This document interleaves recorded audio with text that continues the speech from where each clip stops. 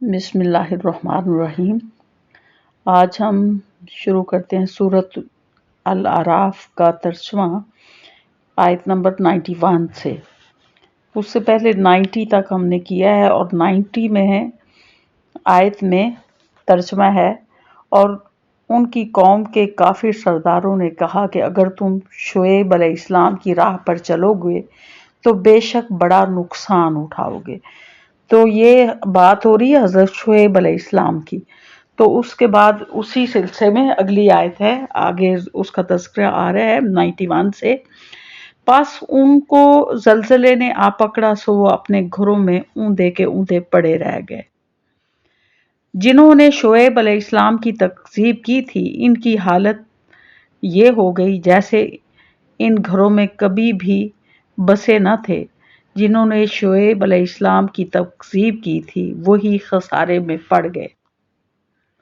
उस वक्त शुएब अलैहिस्सलाम से इनसे मुंह मोड़ कर चले गए और फरमाने लगे, ए मेरी कौम, मैंने तुमको अपने परवरदिगार के अहकाम पहुंचा दिए थे और मैंने तो तुम्हारी खैरखाही की, फिर मैं इन काफिर लोगों पर क्यों रंज करूं।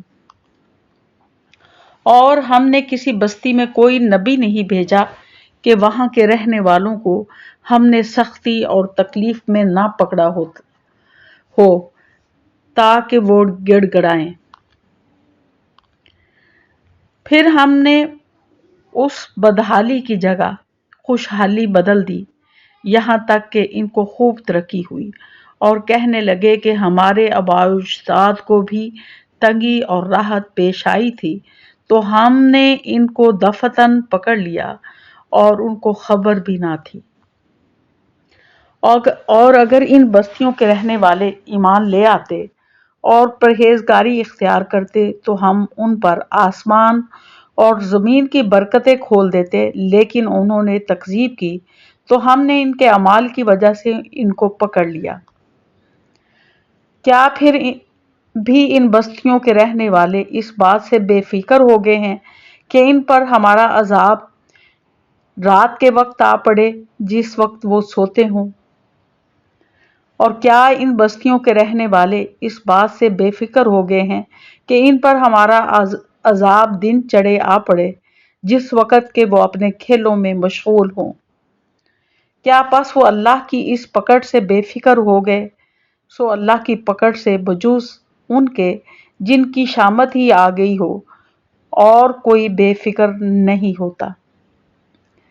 और क्या इन लोगों को जो ज़मीन के वारिस हुए वहाँ के लोगों की हलाकत के बाद इन वाक़यात मज़कूरा ने ये बात नहीं बतलाई कि अगर हम चाहें तो इनके जराइम के सवाब इनको हलाक कर डालें और हम इनके दिलों पर मोहर लगा दें, बस वो ना सुन सकें। इन बस्तियों के कुछ कुछ किस्से हम आपसे बयान कर रहे हैं और इन सब के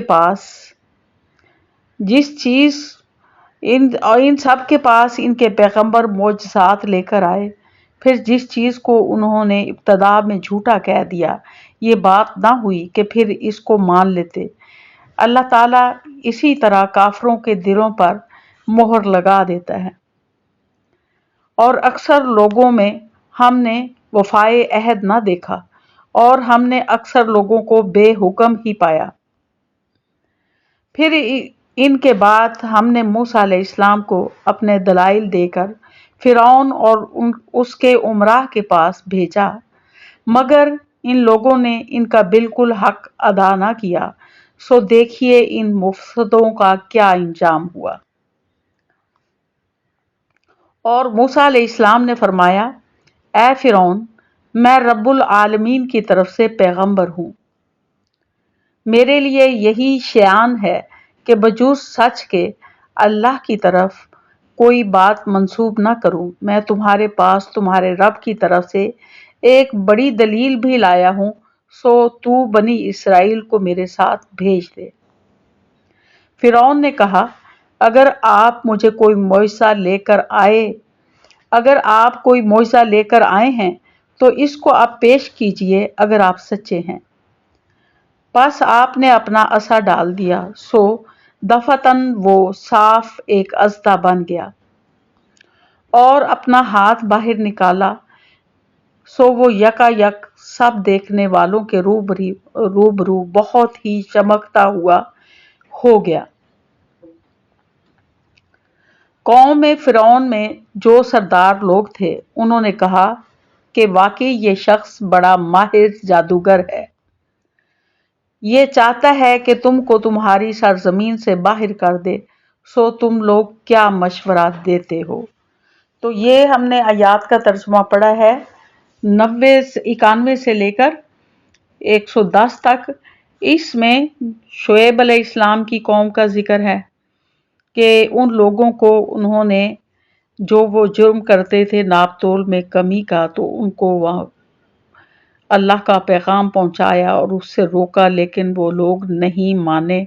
तो अल्लाह ताला ने उन पर अजाब जो है वो नाजिल कर दिया और फिर वो लोग जो थे उसमें मुब्तला हो गए अजाब में। अजाब ने उनको आ पकड़ा और बताया जा रहा है कि लोगों को पहले छोटे छोटे अजाब दिए जाते हैं ताकि वो लोग जो है उससे नसीहत हासिल कर ले, और अगर वो नहीं मानते तो फिर उन पर एक बड़ा अजाब भेजा जाता है। तो इसी तरह हजरत शुएब अलैहिस्सलाम की कौम पर जब अजाब भेजा तो वो लोग जो थे इस तरह से पड़े रह गए जैसे कि कभी वो जिंदा ही ना थे और इस तरह ऊंधे पड़े हुए थे। उनको एक जलजले ने आ लिया और वो अपने घरों में ऊंधे के ऊंधे पड़े रह गए। तो जलजले के साथ जिस तरह से एक आवाज होती है वो चंघाड़ की आवाज भी आई, और इसी तरह से कहा गया कि एक रवायत में आता है कि इन लोगों पर पहले सख्त गर्मी पड़ी जिससे ये लोग बिलबिला उठे, फिर शहर से एक बादल आया जिसमें ठंडी हवा थी, ये लोग घरों से निकलकर उसके नीचे जमा हो गए। उस वक़्त उस बादल ने आग बरसाई जिसे साइबान से ताबीर किया गया है। फिर जलजला आया और जलजले के साथ अमूमन आवाज भी होती है जिसे चंघाड़ किया कहा जाता है। तो ये कौम जो थी उससे हलाक हो गई और ये अपने घरों में इस तरह पड़े के पड़े रह गए जिससे कभी थे ही नहीं। तो इसी तरह से मुख्तलिफ अंबिया जो हैं मुख्तलिफ कौमों की तरफ भेजे और उन्होंने जब अपने नबी की बात को नहीं माना तो फिर उन पर अजाब जो है वो नाजिल हो गया। तो ये लोगों को पहले छोटे छोटे अजाब दिए जाते हैं ताकि वो नसीहत हासिल करें। तो उन लोगों ने जो कि नहीं मानने वाले होते वो कहते हैं कि इस तरह की छोटी छोटी तंगियां और अजाब जो है इस टाइप के हमारे जो आबाओ अजदाद हैं उन पर भी आते रहे हैं। तो उससे नसीहत हासिल करने की बजाय जो है वो उल्टा ही उसमें गुनाह में इजाफा उनके हो जाता है। लेकिन जिन लोगों ने ईमान कबूल करना होता है तो वो उन निशानियों से ईमान कबूल कर लेते हैं। और अगर इंसान जो है अपने किसी गुनाह में मुब्तला है और उसको इशारा भी मिलता है तो वो उससे बाज नहीं आता, तो फिर अचानक अल्लाह का अजाब उस पे आ जाता है। तो ये कुरान पाक में जो मुख्तलिफ अंबिया के कौमों के किस्से बयान किए गए हैं उससे मकसद हमें समझाना है कि अगर हम किसी गुनाह में मुब्तला हैं तो अल्लाह से तौबा कर लें, तो अल्लाह ताला वक्तन फ़ौक्तन हमें पर्सनली और बहैसियत कौम भी इशारा देता है। और अगर हम समझ जाते हैं तौबा कर लेते हैं तो सही रास्ते की तरफ चल पड़ते हैं और अल्लाह ताला नेमतों में इजाफा कर देता है जब हम ईमान की तरफ पलट जाते हैं। और जब हम नहीं मानते तो उसके बाद अल्लाह का अजाब जो है वो पकड़ आ जाती है। तो हर इंसान को एक मौका दिया जाता है, एक ढील दी जाती है, और अगर वो उस ढील में बढ़ता चला जाता है तो फिर अजाब नासिल हो जाता है।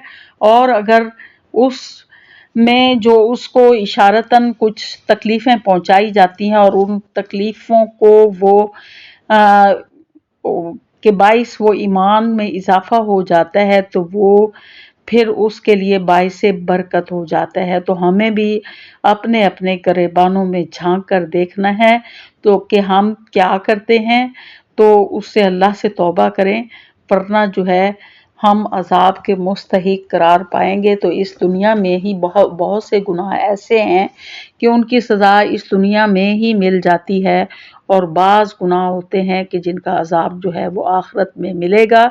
تو قرآن پاک میں